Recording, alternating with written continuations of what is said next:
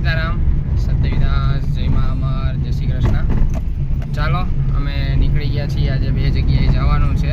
એક તો અનેડા અમારા દિવ્યેશભાઈના એક ત્યાં પ્રસંગ છે, ત્યાં હાજરી આપવાની છે, અને સાથે સાથે ત્યાંથી હું, પાર્થભાઈ અને અમારા અરવિંદભાઈ જે અમરધામ આશ્રમમાં છે, ત્યારે 24 કલાક ગમે ત્યારે પણ કામ હોય, ગમે ત્યારે પણ બહાર જવું હોય ત્યારે અમારા અરવિંદભાઈ અમારી સાથે ને સાથે જ હોય છે।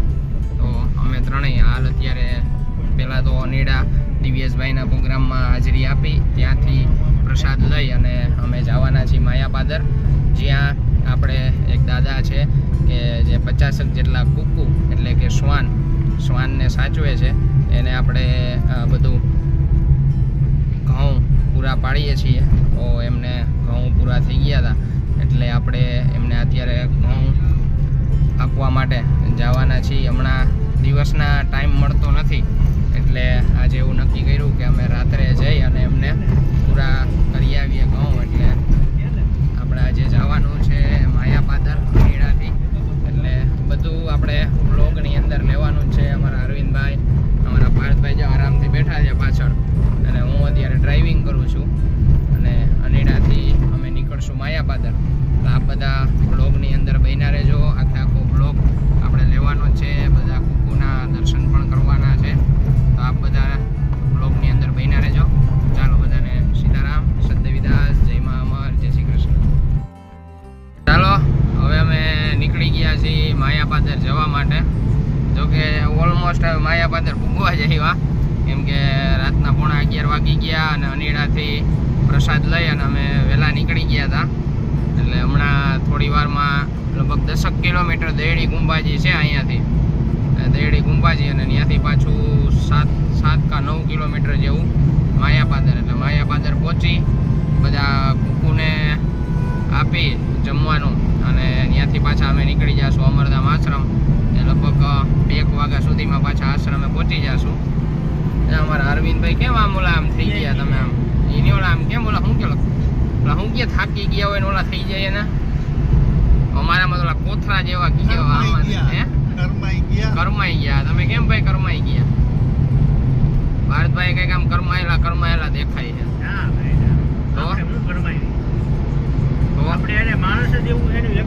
કોણ વળી એવું માણસ? હસ્તી આમ જ્યાં આગળ જ આમ મોયલી સીટે બેઠા હો, હસ્તીમાં કાંઈ ના ઘટે, એ વાત તમારી સાચી। અને આ ભાઈ કઈક રમકડું કરે, કોણ રમકડું કરી તમને દેખાય? બોલ, હું ક્યાંથી રમકડામાં આવી ગયો?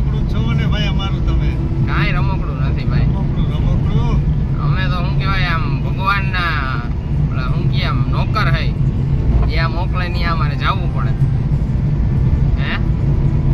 તમારે જેવી તો લજામ અમે બધા હે ને ભેગા હોય ને જ્યારે આખું ગ્રુપ, હજી અમારા શૈલેષભાઈ ઘટે છે આની અંદર ગ્રુપમાં, બાકી પાર્થભાઈ ના હોય, શૈલેષભાઈ હોય એની જગ્યાએ। પાર્થભાઈ તો આ જ છે આમાં, મેં પાર્થભાઈ ના હોય મારા ભેગા, એ બીજી ગાડીમાં જ હોય 99% તો મારા ભેગા વધારે પડતા અમારા શૈલેષભાઈ। એટલે શૈલેષભાઈ હોય ને, હું, શૈલેષભાઈ અને અરવિંદભાઈ, અમે ત્રણેય લગભગ શનિ રવિ તો હે ને અમારા હુવાનો વારો આવે જ નહીં, રવિવાર રાતે જ હુવાનું હોય ક્યાંક ગયા હોય, એટલે એને ત્રણેય આનંદ કર્યા જતા હોય આવી જ રીતે, એકબીજાને મસ્તી કર્યા જાય અને સેવાનો આનંદ લીધા રાખી।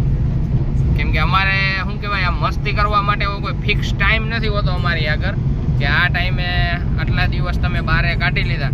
ઘણાને કોર્પોરેટ લાઈફની અંદર એવું હોય કે ભાઈ હાલો રજાના દિવસો છે તો આપણે બધા આનંદ કરવા માટે ક્યાંક ને ક્યાંક જાય, એમ કે ભાઈ બહારે ફરવા વયા જાય અથવા તો ફેમિલી સાથે ક્યાંય બહારે વયા જાય। એટલે અમારે એવો કોઈ અમારી આગળ એવો ટાઈમ જ ના હોય કે ભાઈ હાલો આજે બહારે વયા જાય આપણે, એમ કે ફરી આવી। અને બહારે જવાનું હોય તોય અમારે પ્રભુજી લેવા જ બહારે જવાનું હોય, એમ એવું ફિક્સ ના હોય કે હાલો આજે અમારી માટે અમે જાય અને આજે પ્રભુજી નથી લેવાના અને આનંદ જ કરવાનો, એવું ક્યારેક જ ભાગ્યે જ એવું બને। જોકે એવામાં અમે ગયા હોય ને ક્યાંય અમને પ્રભુજી દેખાઈ ગયા હોય ને તો અમે પ્રભુજીને ભેગા બેહાડીને જ આવી અને પ્રભુજીને ભેગા લઈને જ આવી, એમ। એટલે આજે અમે, હું, પાર્થભાઈ અને અમારા અરવિંદભાઈ, અમે ત્રણેય જાય છીએ માયાપાદર। ઓલમોસ્ટ માયાપાદર અમે પહોંચવા જ આવ્યા છીએ, થોડી જ વારની અંદર માયાપાદર પહોંચી જશું। અને બધા શ્વાનને લગભગ 50 જેટલા કુકુ છે એમની આગળ, એવું આ વખતે ફોન હતો ત્યારે કહેતા હતા, કેમ કે ઘણા બધા બચ્ચાઓ પણ છે, એટલે એમના માટે આપણે જમવાનું પહોંચાડી। અમરધામ આશ્રમ એની તો હે ને આમ કોઈ શબ્દ જ નથી મારી આગળ, કેમ કે કોઈ પણ એવો જીવ નથી કે એને અમરધામ આશ્રમ શું કહે ભોજન પ્રસાદ પૂરું ના પાડતું હોય. હું છેલ્લા 4 વર્ષ 3.5-4 વર્ષ જેવું થયું છે અમરધામ આશ્રમની અંદર સેવા આપું છું, અને મને તો પૂરેપૂરો પરિચય છે અમરધામ આશ્રમ વિશે. એટલે એના વિશે મારી આગળ બોલવા જેવા કાંઈ શબ્દ જ નથી, અને હું એટલો લાયક પણ નથી કે અમરધામ આશ્રમ વિશે કાંઈ બોલી શકું એમ. ખૂબ જ સરસ મજાનું કાર્ય છે અમરધામ આશ્રમનું. આપ સર્વ પણ પધારો એક વખત અમરધામ આશ્રમના આંગણે. જેટલા નવા વ્યુઅર્સ છે જેને અમરધામ આશ્રમ વિશે કાંઈ માહિતી નથી, તો આપ બધા પણ ચોક્કસથી પધારો અને આવી જ રીતે હસતા રહો, ખુશ રહો. ચાલો આપણે હમણાં થોડી વારમાં માયાપાદર પહોંચશું, ત્યાંથી બધા કુકુઓને બતાવીશ તમને. ત્યાં સુધી બધાને જય મા અમર. આપ બધા હજી વ્લોગમાં બન્યા રહેજો અંત સુધી. જય મા. ચાલો અમે આવી ગયા છીએ માયાપાદર, અને અમારા નિલેશભાઈ અને દાદા અને બધા આવી ગયા છે દેડી કુંભાજીથી સેવામાં. આ છે જો બધા કુકુ જે અંદર છે ઘણાય.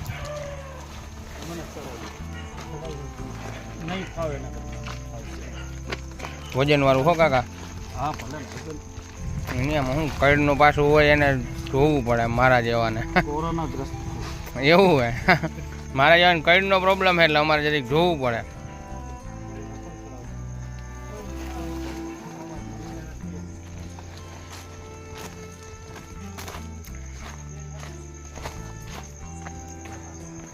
અહીંયા બધી તમને કુકુ જ જોવા જળશે. અહીંયા બે રહ્યા.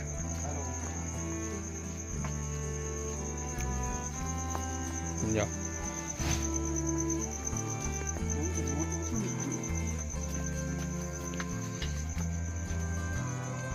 કેડે એવા નથી ને કે?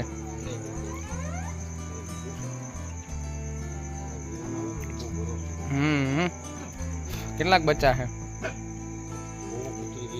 હા, અહીંયા બધા કુકુ જોવા જશે તમને. દાદા હે ને એ બધા કુકુની સેવા કરે, અને 3 ટાઈમ પોતાના હાથેથી જ આની રોટલી બનાવી, રોટલા લાડવા બધું બનાવી અને બધું જમાડે બધા કુકુને.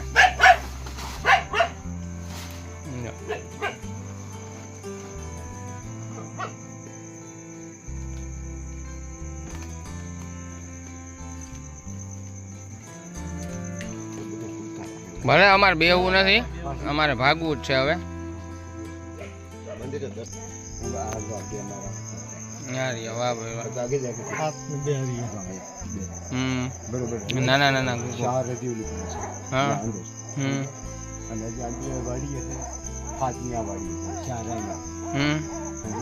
તો ઘણા ગલુડી આવી ગયા.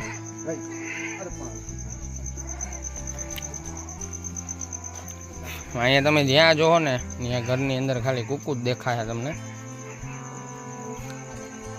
ને આ બાજુ છે રામાપીરનું મંદિર. થોડું મોડું થઈ ગયું છે, રાતે 11:30 વાગી ગયા, અને જો કે હમણાં દિવસના ફ્રી નહોતા એટલે આજે રાતે આવવું પણ ફરજિયાત વાળું જ હતું. બાપાની ઉંમર બહુ મોટી. બાપા હે ને દાદા દાદા હુતા લાગે ગયા. એ તો કહો એની ઉંમર બહુ મોટી છે. આ ભાઈ તમારે બીજા કુકુ ભલે રહ્યા ભલે ને યાર. વાહ, હા તો આખું વ્હાઈટ.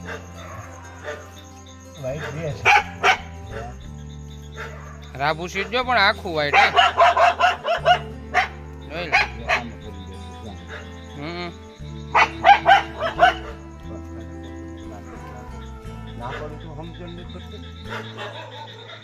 પણ કેવો હે ઓલું વ્હાઈટ કેવું છે જોતા?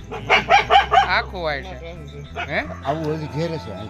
આખું વ્હાઈટ હે યાર. ચાલો માયાપાદર પહોંચી ગયા, અને માયાપાદર પહોંચી અને બધા કુકુઓ માટે આપણે ઘઉં ઉતારવાના હતા. બધા કુકુઓ માટે ઘઉં ઉતારી દીધા, અને તમે પણ જોયું કેવા નાના નાના મસ્ત મજાના એવા ગલુડી હતા. એમાં વ્હાઈટ જે આપણે હમણાં જોયું કુકુ, એ તો મને બહુ ગમી ગયું હતું, પણ એની માથી એને અલગ ના કરાય અત્યારે, એટલે લીધું નહીં. એક વ્હાઈટ હતું પાર્થભાઈ, આખું વ્હાઈટ હો. બહુ જોરદાર. ત્યાં આગળ જ હતું, અમે ગયા હતા ને. હા, બહુ મસ્ત મજાના કૂકુ હતા. તો ચાલો આપણે બધા મળશું ફરીથી નવા બ્લોગ સાથે. થોડું અંધારું આવતું હશે મને ખ્યાલ છે, પણ અત્યારે રાતે વાગી ગયા છે 12, એટલે મળશું આપણે ફરીથી નવા બ્લોગ સાથે કાલે. ત્યાં સુધી બધાને જય મા અમર, જય શ્રી કૃષ્ણ, સીતારામ.